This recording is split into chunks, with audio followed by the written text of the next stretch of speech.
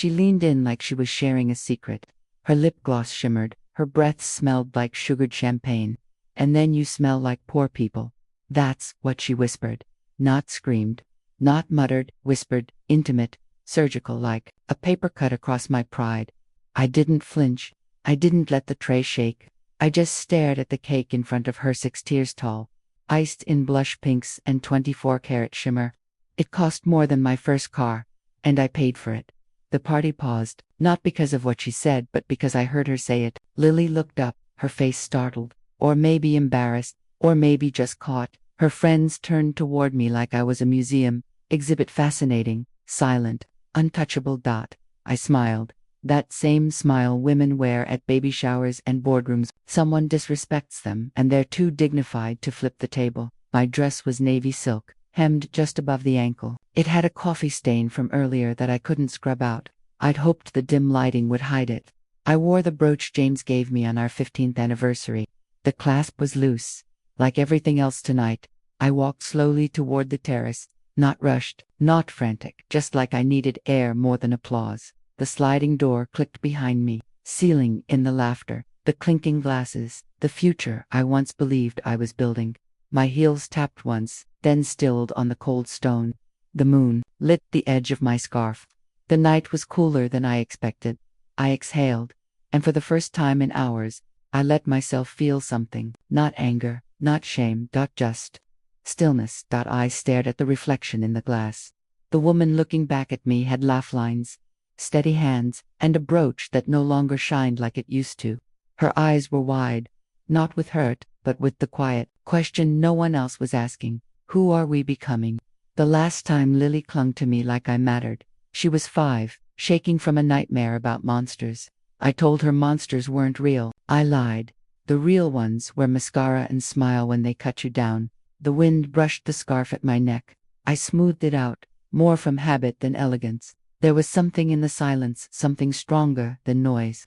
A clarity, I remembered. Lily's small hand gripping mine at her kindergarten recital, her voice trembling when she forgot the lines. I held her then. I would have burned down the auditorium for her tears, and now she didn't want to smell like me. No, she didn't want to be seen near someone who smelled like what built her. I closed my eyes, not to pray, not to cry, to decide. This ends tonight. I walked back inside, past the orchid centerpieces, past the gift bags with luxury tags, past the mothers who once called me inspiring and now avoided my eyes. I placed the tray down gently and reached for my purse, brown leather, cracked at the handles, older than Lily's skincare routine. The purse had sat with me in every board meeting, every hospital room, every courtroom. Tonight, it sat heavy in my hand, like it knew something had shifted. Lily turned toward me, glass in hand. Her smile was perfect, practiced. Her eyes held the faintest trace of worry. Good. I stepped toward the table, toward her stack of unopened gifts, and tucked something in the center. An envelope, unlabeled, heavy, not a present, a message. She saw it. Her smile faltered, and mine finally meant something again. Money may talk, but balance sheets scream. I once believed dignity was its own inheritance, but that night, alone at the dining table, I realized legacy needs bookkeeping too. Lamp above me flickered like it was trying to warn me. A stack of papers sat untouched for weeks, cloaked in a thin layer of dust, like everything I no longer had the energy to face. But after what Lily said, after what she whispered, I couldn't afford silence anymore. I reached for the statements. My fingers brushed over the envelope's worn edge, the same way I used to smooth Lily's hair back after her fever dreams. Back then, I soothed monsters. Now, I counted them. The pages coughed out their secrets, overdue balances, shrinking dividends, that damned red line creeping closer to zero. I ran my finger along the margins. This wasn't a setback. It was erosion. And the worst part, I let it happen. I used to balance books in my sleep, knew every decimal like a mother knows her child's cough. But grief dulls numbers the way time dulls pain until you realize both were warning you, and you just stop listening. The trust account, James's trust account, had a distribution date circled in red on the kitchen calendar. Tomorrow. I hadn't touched it since the funeral. I'd told myself I was honoring him. In truth, I was afraid to see how quickly safety runs out when no one is watching the drain. I stared at the dwindling interest notice. Half a page, bold font, shrinking future. We raised Lily in that money. She went to Paris on that interest. She bought her first Birkin on the quarterly dividend. And now she called it old money, like it was a stain. She forgot the sweat. She forgot the numbers. Dots. I closed the folder and sat back, the room humming with refrigerator static and shame. The chair across from me, James's chair, stood empty, but I could still hear his voice, low and calm. If it gets bad, Evie, look at the long game, not the numbers, the values. I laughed, bitter. The long game got short the day he died. And our daughter, our only daughter, plays on a different board now. I clicked open my laptop. The login screen blinked like a question. I wasn't ready to answer, but I typed the password anyway. Orchid 74, his favorite flower. My birth year. A reminder of something beautiful we built before spreadsheets ruled us. Inbox, finance tab. 1 unread flag from the trust advisor. Subject line, upcoming allocation review. My palms tingled. I clicked compose. 2. Franklin at family. Office subject, immediate review. URGNT body. Please pause all automatic disbursements. I want a detailed breakdown of current allocations and risk exposure. Send me full reports before 9 a.m. We need to protect what's left and rethink who's in line to inherit it. Regards, Evelyn Carter. My eyes drifted toward the corner shelf. Lily's birthday portrait leaned at an angle, the gold frame catching the light just enough to look holy. She looked beautiful in it, polished, expensive, distant, but I saw it now. The difference between loving someone and trusting them with what you've bled to build. I hovered over the send button. Then, I whispered, not with anger, not with regret, just a quiet promise into the glow of the screen. No more surprises. Click, the email vanished, like a stone dropped into still water. A chime rang from the calendar app. Trust distribution, 9 a.m. tomorrow. I closed the laptop gently, but my hands didn't shake. Instead, I turned back to the papers and opened the first file, again James's handwritten ledger from 98. The margins were filled with his notes, little arrows, a smiley face next to my name. A doodle of a key beside the word. Restructure. Restructure. It echoed, it rattled, it unlocked something. I stood up, walked to the hall closet, and pulled down the fireproof box we never talked about. Inside, it was the original trust deed, wrapped in wax paper like an heirloom. And beside it, a letter, unopened, addressed to me in James's script. I didn't open it, not yet. I just held it, like a heartbeat. A purse sat beside me again, brown leather, cracked at the handles, now faintly dusted with flour from the baking I used to love. I rested the letter inside it, not to hide, to carry.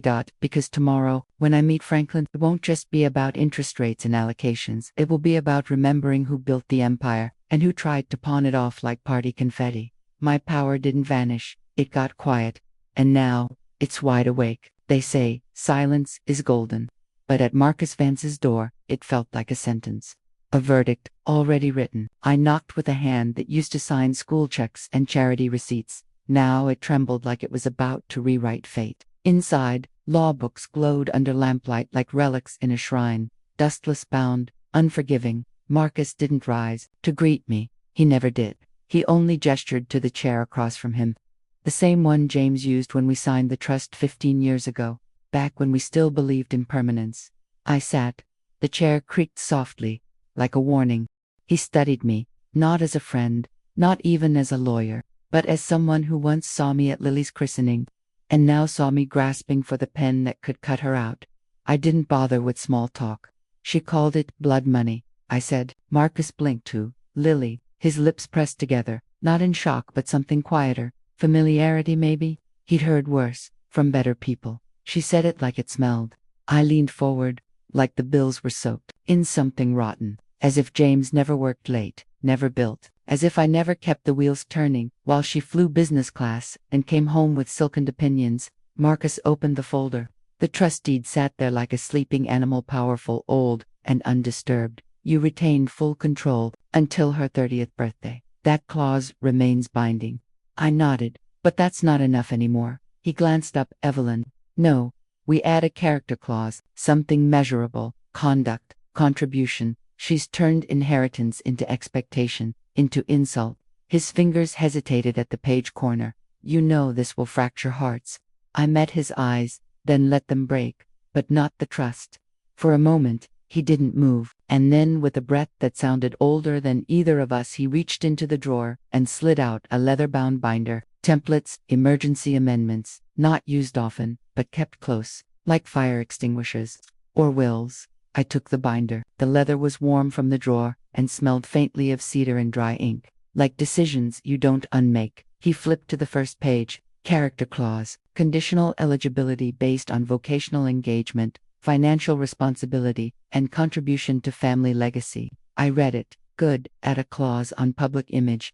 We didn't question it, just adjusted his glasses and began typing. Outside. The streetlight flickered. A single moth flung itself against the window, over and over, like it couldn't believe the glass was real. I watched the signature line come into view. Are you sure? He asked. I thought about James, his smile when Lily first walked, his fury when she crashed the Porsche, his silence when she moved out and said the house was too heavy with grief.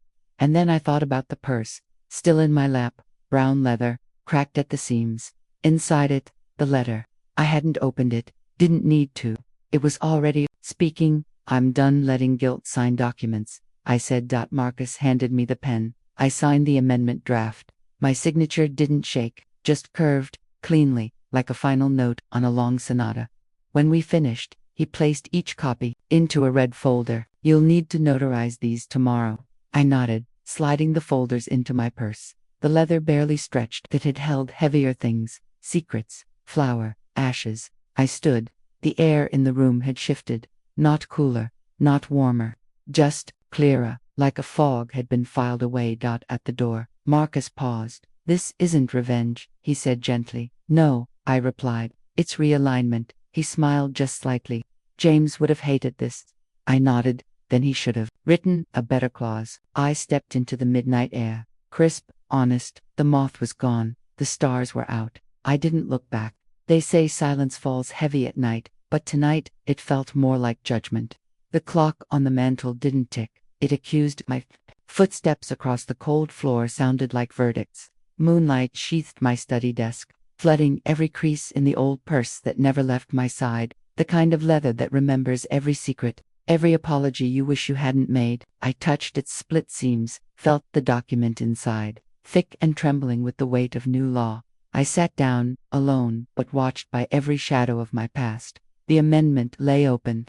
Marcus's words echoed. I retained full control, but the pen in my hand felt heavier than any right I'd ever held. My breath was shallow, the kind that comes when you expect nothing and hope for less. The paper outlined conduct requirements, the price I'd named for forgiveness, financial discipline, family legacy, kindness measured by something colder than love. Just before signing, my mind tormented me with Lily's laughter, sharp, sweet memory of Christmas morning. She'd charged into the room in red pajamas, scattering wrapping paper like confetti, her joy contagious enough to soften James's stone face for half a moment. I blinked it away, because tonight, joy was a luxury. Reality was the currency. The pen hovered. 3 words surfaced: unbidden, kindness, courtesy, initiative. I scrawled them quietly above the signature line, the ink stuttering slightly. James used to call gestures like that soft measurables, the sort of things men like him thought belonged on birthday cards, not legal documents. A silence fell so thick I could feel it pressing my shoulders down. I stared at the words, not feeling them, not fighting them, just there in the stillness, letting numbness do what tears never could. That pause split the night, a line in the sand I've crossed too often. Without warning, Marcus moved in the doorway, his figure etched sharp by the moon outside. He didn't speak, just held out the final page, no priestly blessing, no comforting lie. For a second, I hated him for making this real, for making me the weapon. I pressed the stamp down, my hand weak, but the echo was strong, effective immediately. The sound was worse than any slammed door, louder than any apology Lily ever offered. The study felt smaller, but the power in my grip was wild, new, almost frightening. I placed the finished document beside James's portrait. His frozen smile stared off into the dark, unchanged by the war unfolding beneath him. I wanted to spit at him, to forgive him, to mourn him, but mostly, I wanted something he couldn't give me anymore. Agreement. The purse beside the photo seemed bigger, stretched by everything it now held. Old receipts, ashes, a letter, and the cost of a daughter's expectation. I looked at that purse and realized it wasn't just an accessory, it was a vault of every loss, every lesson. I'd carried flour for Lily's birthday cakes, secrets I refused to whisper out loud, and now these documents ready to splinter the house if needed. Then the key turned in the study door, shattering the hush.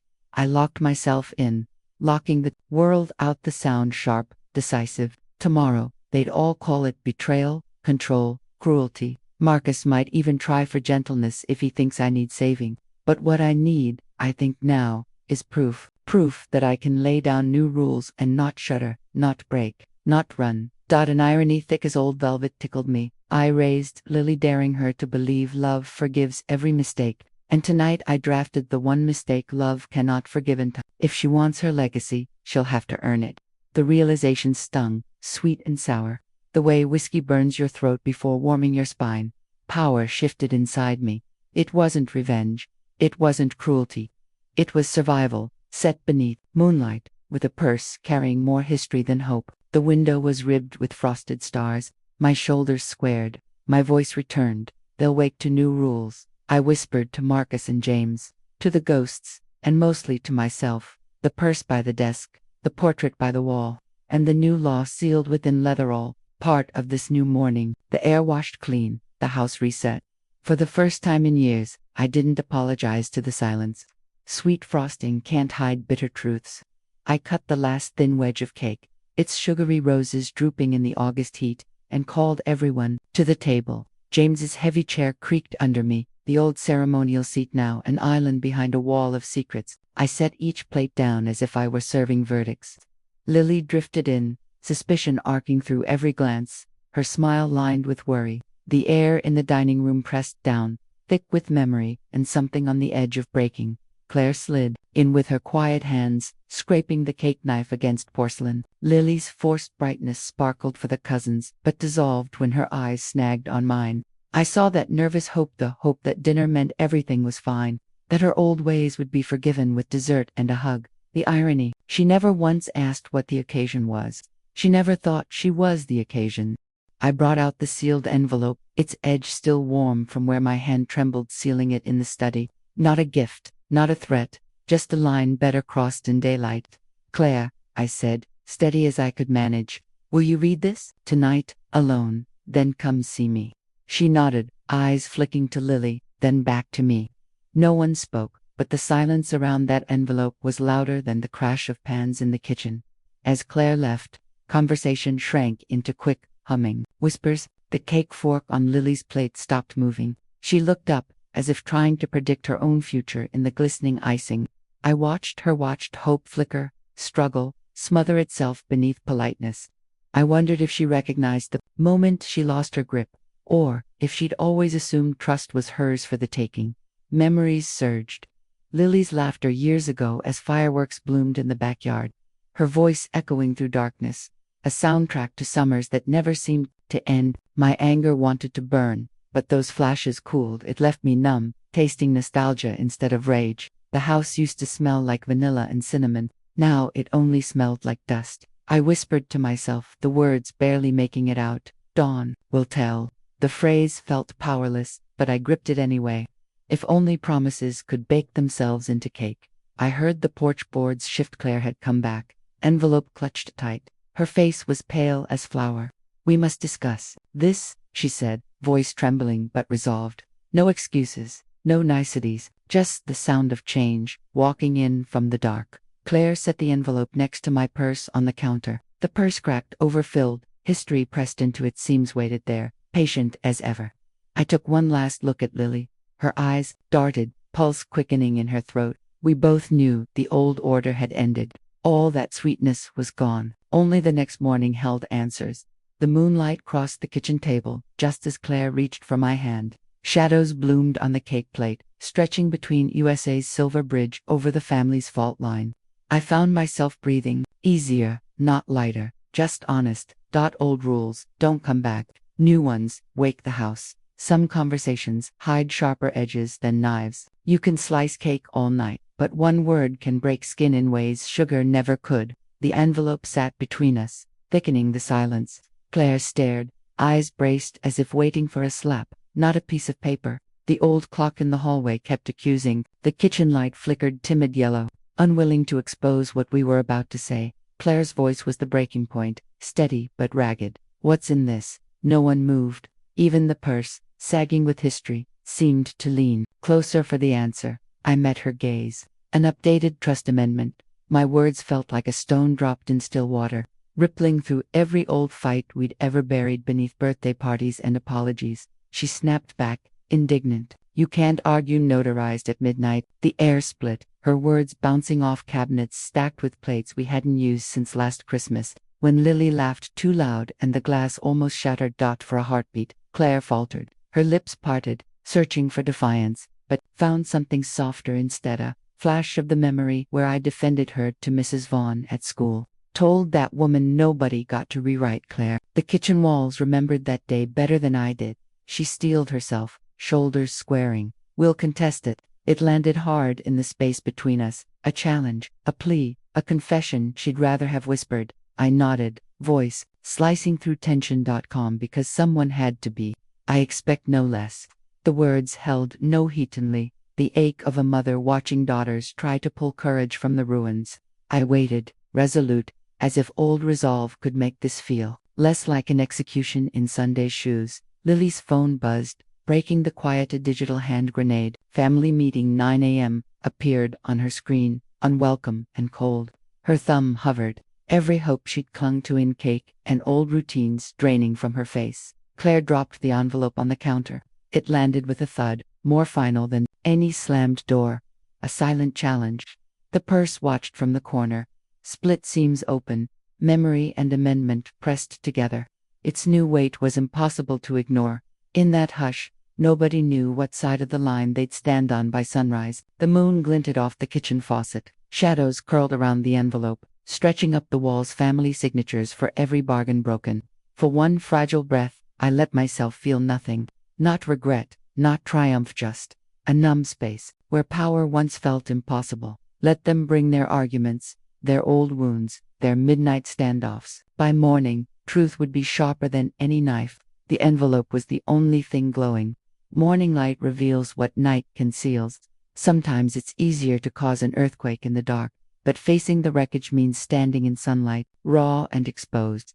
At 9, the drawing room was stuffed with the kind of silence you taste bitter, bracing, like the last sip of cold coffee. I hadn't slept. I watched shadows bend on James's old rug, the blue threads dulled by the dust. Of secrets, the purse bulged at my side, paper and consequence pressing into the cracked leather as if searching for a way out.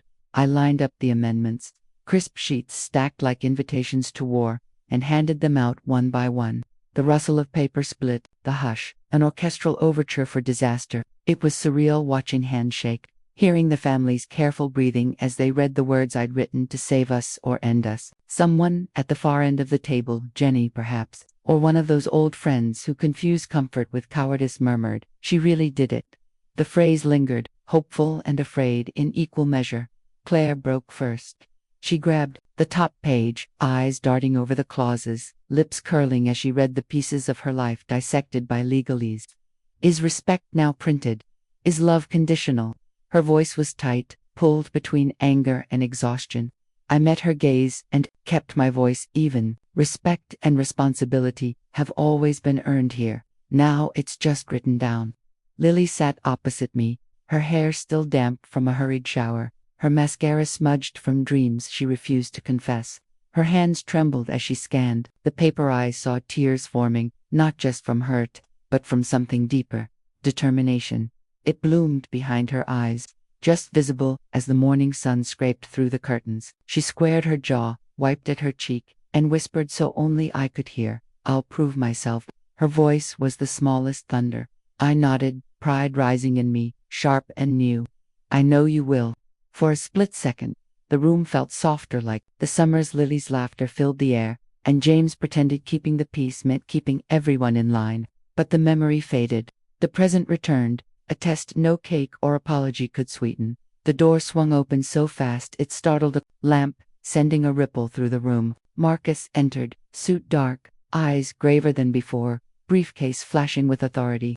"I've filed a contest," he said, voice clear as glass. "The final checkmate in a night that rewrote morning." The words struck the room like rain on dry wood. For a second, nothing moved except Lily's pulse, fierce and visible. Nobody spoke. The amendments fluttered in hands weakened by doubt. I felt the old ache, the ache of seeing your family fracture, and wondering if truth, written in legal ink, heals or scars. The purse beside me felt heavier, remembering every birthday, every argument, every secret it had ever held. Now it held the weight of a new order. God, Claire coughed, trying for bravado, but her hands betrayed her. Jenny bit her lip, faking neutrality, for the sake of calm. Even the walls seemed to lean in, thirsty for answers, and hungry for blame. The lamp Marcus had startled cast a crooked line down the center of the rug, blue and old. A family fault written in light. For a moment, my mind emptied, no sorrow, no relief, no anger. Just a numb openness, as if I'd been hollowed out for something new. I didn't cry.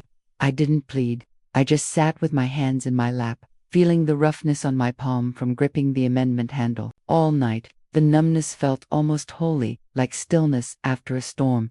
Irony danced. All those years of teaching Lily that love was a promise, unconditional and bright as candles, now replaced by algorithms, conduct clauses, and notarized discipline. It was bitter, and it was honest. The purse, now filled with the instruments of change, had outlived its use as merely a keeper of crumbs and apologies. Lily stood, ready for battle, shoulders taut. Claire searched me for an opening, some maternal softness to exploit, but I only offered what I'd always offered, truth, even when it was ugly. Marcus waited, legal contest sliding from his lips with professional regret. In those last seconds, the envelope, amendments, family, all existed as shadows surrounded by the pale wash of morning. The drawing room had become a stage for reckoning, every chair a witness, every breath a testimony. I didn't shy away from their stares. I returned them all, unflinching. The door closed softly behind Marcus, but the silence stayed heavier, now thick as a second skin, dragging courage out of each of us by degrees. The purse, resting on the arm of my chair, felt transformed.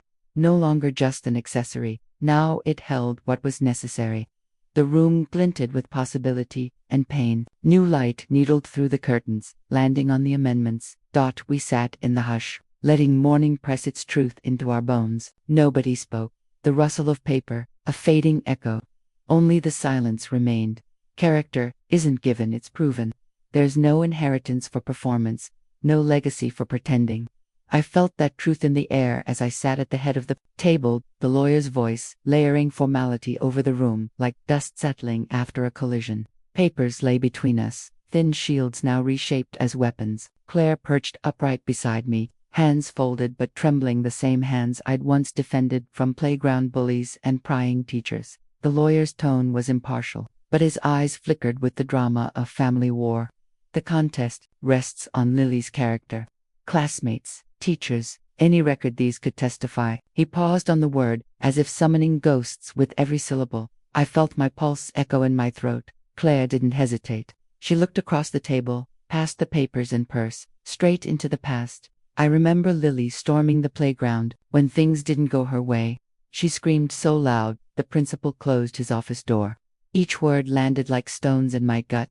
When your child's history is called as evidence against her, it feels like you're testifying in court against your own heart. I closed my eyes, memory pulling me backward. Sunlight in the yard, lunch split between Lily and a boy who sat alone. The ache was familiar and ancient, soft and sharp at the same time. Then she must learn kindness, I said quietly, voice roughened by something older than anger. The lamp flickered, a physical jolt in the stalemate. Silence unfurled between us, stretching tight as piano wires. The lawyer shuffled papers, breaking the hush. I ran expensive paper to measure humility, notarized boundaries for compassion. We had come so far from flower-dusted afternoons and apologies in the night. When the silence faded, I spoke with a steady resolve. From today, Lily will work daily shifts at the shelter. Volunteer work, until character is witnessed not assumed. Lily sat at the far end, braiding her fingers tight around the chair arms, as if bracing for a storm she didn't believe would hit. Her face was pale, but her jaw set in quiet rebellion. For a moment, time collapsed. I saw in her the child who once offered half a cookie to every wounded thing she found, and the young woman who demanded attention then scorned it. The lawyer nodded. Documentation will be required. Community service as condition precedent. Testimonial from the supervisor. Bi-weekly. Suddenly, Claire's defiance faltered. Her conviction burned out, leaving nothing but the hollow echo of old disappointments. It wasn't cruelty, just the truth returned without mercy. Lily's voice broke the silence. "I'll do it," she whispered. Not apology, not surrender, quiet sword drawn, sharp with promise. Her eyes flashed determination and a trace of something new, fragile and dangerous. "Good," I answered, pride and dread braided together in my chest. The purse sagging, battered, but now filled with evidence and consequence rested against the leg of my chair. I had carried secrets in it for years. Now I carried verdicts. For a beat, the air was still. You could feel history recalibrating around us, the rules of the family rewritten in the space between breaths. Lily looked at me again, her voice softer but steel-lined. "I'll show you who I am." Behind her, sunlight carved patterns over the old rug, slicing through the dust of yesterday. The lawyer stacked papers, a final gesture that made the room feel older, heavier. Only the promise of change shimmered under the new morning. Service humbles the proud and heals the broken. I used to scoff at platitudes taped to soup kitchen walls, but this morning, kneeling by a dented metal shelf, they sounded like truth, spoken through static. The shelter pressed in from every direction, steam from pots, chatter that pulsed through hallways, the damp warmth of drying laundry mixing with cheap coffee. I clutched my phone like a lifeline, feeling every judgment and hope from home, hiding behind the glass. Rosa beckoned, her hands flowered and gentle, her accent soft as bread. It was her first day with me, but she treated me like every nervous volunteer who walked in wearing resentment and expensive sneakers. "Start here, Clarita," she said, showing me the pantry's coils and the roster taped to the fridge, her voice grounding me in something firmer than pride. I tried to remember my own name and not the embarrassment of being tested in public. Canned beans can humble you faster than court summons. I dropped a stack of bowls, heat rising in my cheeks, the clang echoing above the clatter of midday. Rosa didn't flinch. She winked an unspoken pact that this was neither punishment nor penance. I scrubbed, sorted, swept, losing track of what I was meant to prove. By noon, my palms had blistered. I felt clumsy, out of place, a walking verdict. In borrowed shoes, each time I faltered, I pictured Evelyn in the bleachers at my 6th grade meet, her voice cheering louder than the crowd. Defiance and encouragement painted into every syllable. That memory wrestled silence from my self-doubt.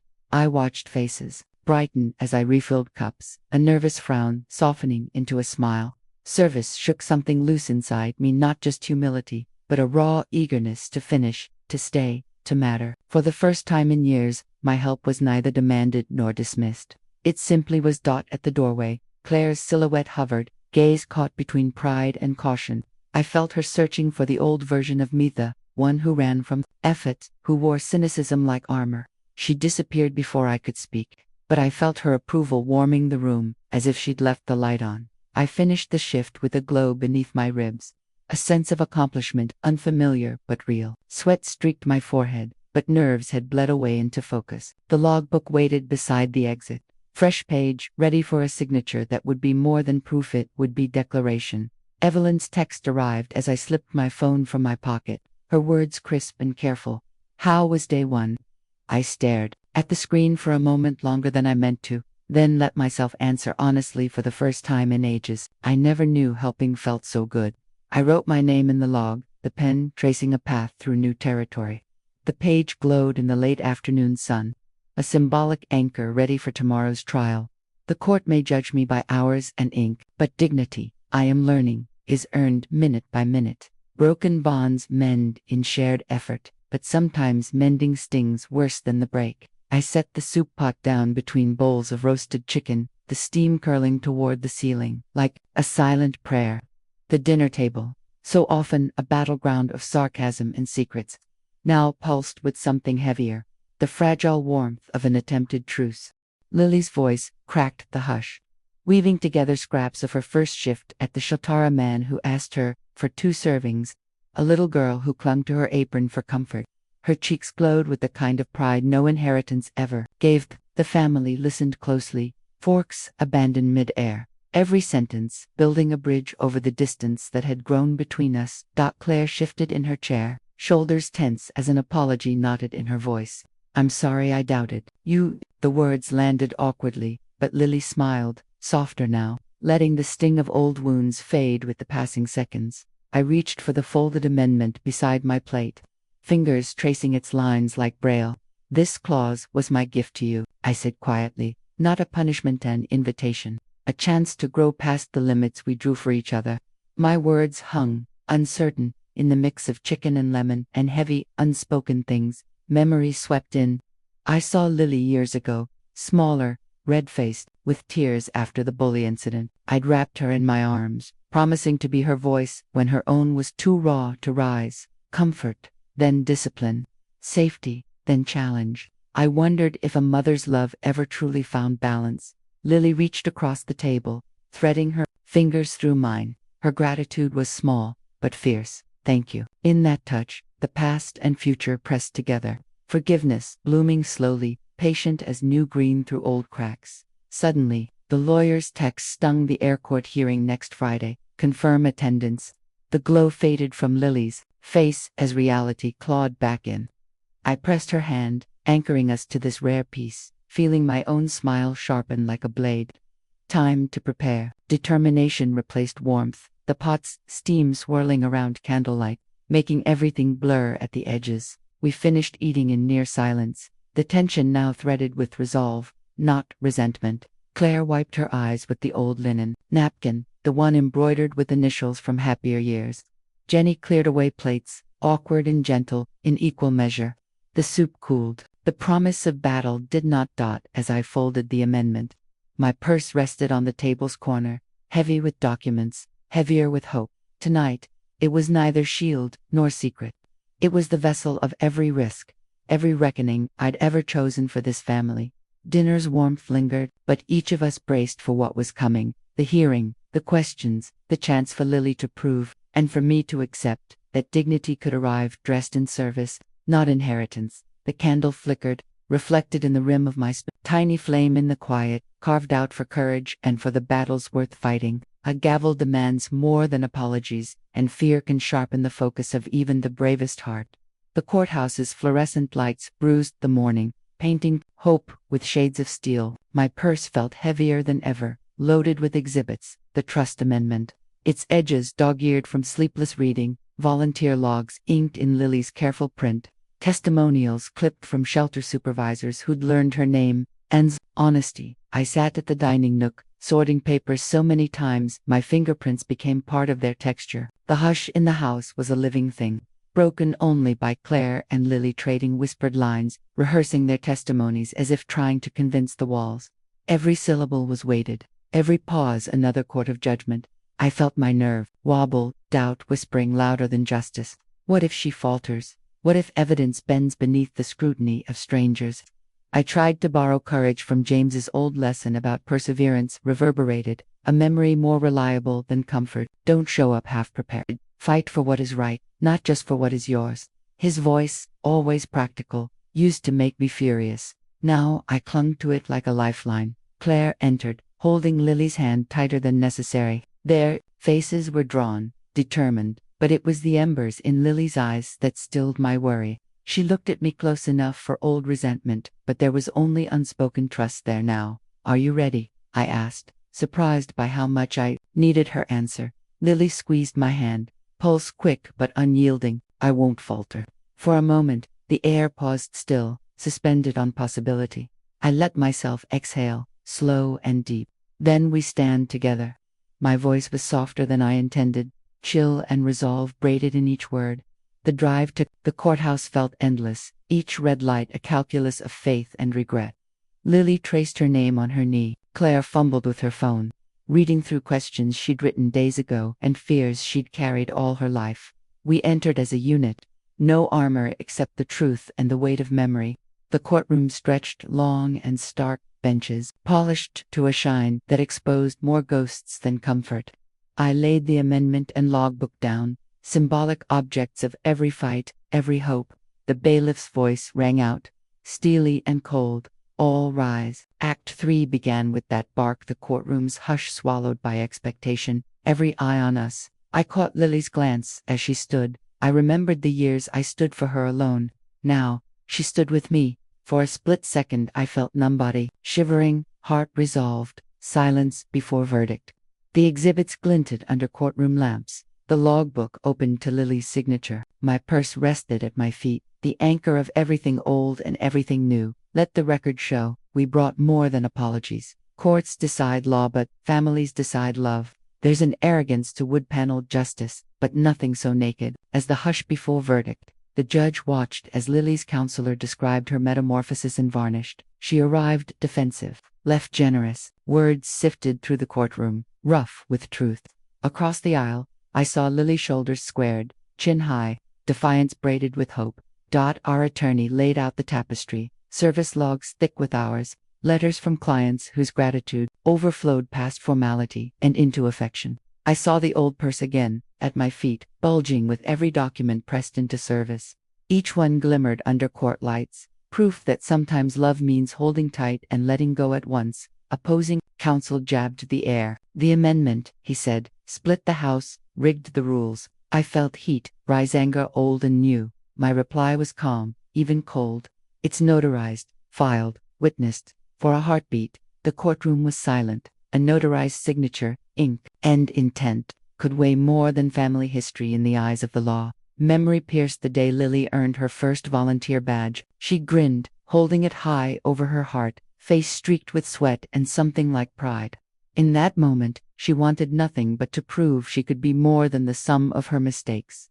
The judge's voice brought us back measured, certain. The amendment stands. Contest dismissed. Conditions fulfilled. The air shifted as verdict replaced uncertainty. Relief zinged up my spine. Tears stinging behind my eyes. Lily exhaled the Haftstab, the sound of release. Murmurs rippled through benches. Approval and dissent tangled but mostly gentle. I turned and pulled Lily into my arms. For the first time since James's passing, my pride was simple, and undiluted tears glinted on my cheeks, bright as forgiveness. The purse against my hip felt changed, not just a vault for secrets, but bearer of hope and new beginnings. Lily leaned close, her smile trembling but sure. We did it. 3 words carved into the moment, triumphant but fragile. The court lights flickered. Law had spoken, but love had echoed back, hard-won, handwritten, irreducible. We walked out together, not as victors, not as survivors, but as something new. Outside, the world waited, changed. Thresholds welcomed those who earned them. Once, the ballroom echoed regret and memory. Tonight, its golden light glimmered with laughter and earned redemption. I surveyed the restored archways, the polished floor that carried dancing feet and reconciled hearts, siege, mark and scuff, a testament to past wounds, laid bare and finally stitched together. Guests filled the room, family and friends, mingling, each donning a single red ribbon tied to lapel or wrist. They were more than decoration. The ribbons whispered of courage, lived out loud marks of character no inheritance could buy. Lily moved through the crowd, her hair gathered back anew. Calm to her walk, she held a glass aloft, voice overflowing, to Grandma's lesson, to earning what we're given. Applause scattered across the velvet chairs, a blush of warmth drawing everyone closer. I blinked, memory pouring over me. James, at our wedding, his toast echoing, promising to build a house where love outlives anger. I searched the faces, their smiles honest and exhausted, the currency paid for forgiveness. Lily's eyes met mine, question and gratitude tangled in the glance. I motioned, her near, reaching for the sapphire brooch, my own mother's talisman for courage and regret. The pin clicked as I secured it on her lapel, the stone pooling ballroom light, a legacy she had now truly earned. Family members drew in, pride softening cheeks still pink from the trials of the last weeks. Claire squeezed my shoulder, her eyes, emptied of old resentments, refilled with belief. Jenny grinned, napkin in hand, her trembling replaced now with relief. I closed my eyes just once. A hush pressed into the music. For a fleeting moment, all I could feel was the memory of home, safe, unbroken, more beautiful for every scar. I whispered gratitude to the room, to Lily, to James. This is home. The violins swept into dance. Other ribbons flashed in the spin of partners reclaiming joys long postponed. Lily smiled, offering Her hand, shall we dance? Music, warmth, and the brooch's blue flame circled us as new beginnings rumbled through the floor. A legacy shines through every action, but some legacies are lived before they're named. I used to believe inheritance was the quiet weight of silver and signed deeds. But today, it was the sound of laughter echoing in the shelter's kitchen. Lily and I moved in rhythm, passing plates of warm rice and thick soup, our hands side by side, our voices worn raw with kindness. Steam curled up from the pots, twisting a halo above tables lined with people hungry for more than food. Between the clang of metal and the swirl of gratitude, I caught the texture of Lily's laughter, bright and unafraid. I hadn't heard that sound since before the battle lines, before love demanded hard proof. Each thank you from the crowd braided another thread of meaning into the day. Rosa swept through, arms open wide, eyes shining.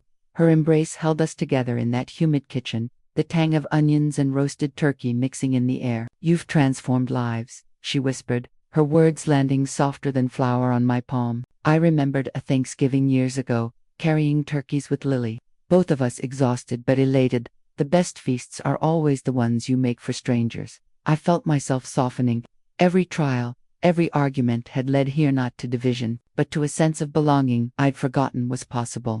I looked at Lily, watching her offer seconds to a shy boy, her own posture loosened, proud. I squeezed her hand and felt a tremor pass through both our skin. I'm proud of us, she said, her voice gentler than the ache of memory. And you, I answered. A truth shaped by years and by scars. We wiped our hands together, stained, from soup and hope, the movement almost a prayer. Rosa clapped and the sound rippled through the room, warmth breaking the silence that had once felt like exile. I closed my eyes, holding Lily's hand tight, the sapphire brooch cool against my heart. For a breath, the noise faded and only the meaning remained. Legacy is the kindness you repeat. The scars turned into service. Outside, the sun slowly faded, the world becoming lavender and gold. We lingered in the shelter doorway, fingers woven together, and neither of us let go. Fade on, joined hands, legacy secured, hearts lighter, home found in every new beginning. They mistook my heels for service. Now they stand in respect. The grand staircase, once a runway for disappointment and envy, was tonight a red carpet rolled out for earned grace. My heels tapped on polished wood, the echoes braiding with Lily's quiet laughter at my side. Every guest in the hall rose, applause thundering past velvet curtains, reverberating through stained glass and memory. We reached the front door, the old crest-embossed knocker glinting in twilight. I placed Lily's hand on it, feeling the cool, metal give under her grip. A torch passed, not inherited but won, the true ceremony of home. The crowd quieted. Lily glanced back, daring me to flinch. I remembered guiding her through this very threshold, years gone, the courage in her wobbling steps, the trust in my hand at her back. I'd whispered then, "This is yours someday." At the time, I'd meant the house. Now, I meant everything else, that I inhaled, filling my lungs, not with fear, but with steadiness. "This is ours," I said, my voice stronger for every scar it had gathered. Lily smiled against dusk, her arm tight through mine. Together, always. Pride lay heavy between us, as real as any deed. Woven through lessons learned and unlaid, the guests faded into the background. Smiles blooming in the half-light, hands joined in applause.